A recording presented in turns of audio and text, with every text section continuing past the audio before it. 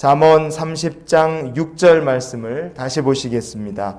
너는 그의 말씀에 더하지 말라. 그가 너를 책망하시겠고 너는 거짓말하는 자가 될까 두려우니라. 아멘. 어떻게 하면 사람이 하나님의 의, 하나님의 지혜, 하나님의 진리와 축복에 대하여 충분히 알 수 있고 누릴 수 있겠습니까? 그 비결은 성경 말씀을 읽고 묵상하고 말씀 믿은 대로 그대로 살면 하나님의 축복과 은혜를 우리가 충만하게 누리게 될 줄 믿습니다.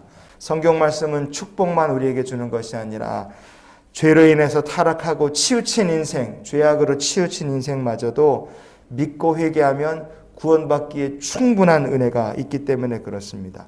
성경 말씀을 믿고 새 사람이 되고 변화된 인생을 받은 사람들이 세상에 참 많습니다. 심지어 흉악범들마저도 변화시키는 능력이 하나님의 말씀에 있습니다.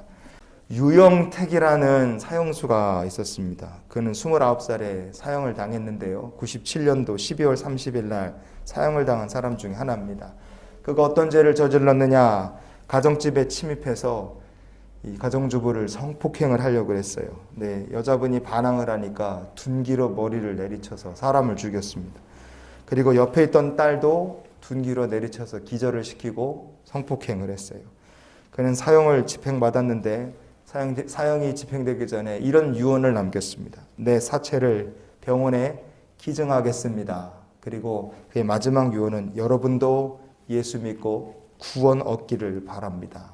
이게 사형수였던 유영택의 마지막 유언이었습니다. 그는 감옥에서 예수님을 영접하고 하나님의 자녀로 마지막에 이 세상의 삶을 마감했어요. 여러분, 하나님의 말씀에는 살인자도 흉악범도 변화시키는 능력이 있음을 믿습니다. 그래서 우리가 그 말씀에 뭘 더하려 하지 말고 말씀 그대로 믿고 말씀의 능력으로 사는 하나님의 백성이 되기를 원합니다. 오늘 말씀의 하반절에 보시면요, 이렇게 얘기해요.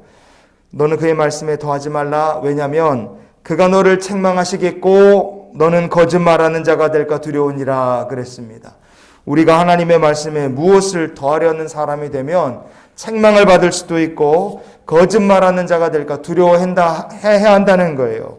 왜냐? 성경이 우리에게 이렇게 말씀하기 때문에 그렇습니다. 이사야서 29장의 14절을 같이 보시겠습니다. 그러므로 내가 이 백성 중에 기이한 일, 곧 기이하고 가장 기이한 일을 다시 행하리니 그들 중에서 지혜자의 지혜가 없어지고 명철자의 총명이 가려지리라. 아멘.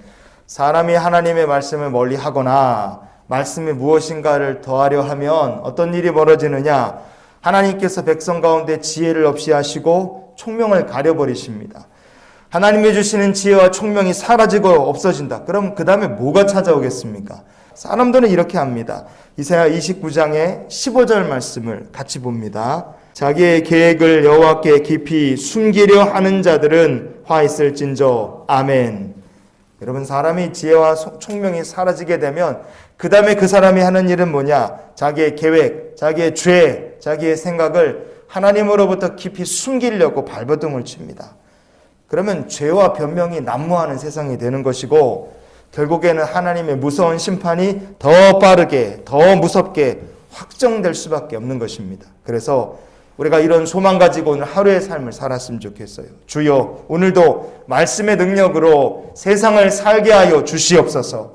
우리가 말씀에 무엇을 더하거나 빼려 하지 말고 하나님 말씀 그대로 믿고 하나님 말씀 그대로 순종하며 사는 주의 백성 되기 원합니다. 말씀대로 믿었기 때문에 말씀대로 복을 받는 주님의 귀한 백성들이 되시기를 예수님의 이름으로 축원을 드립니다.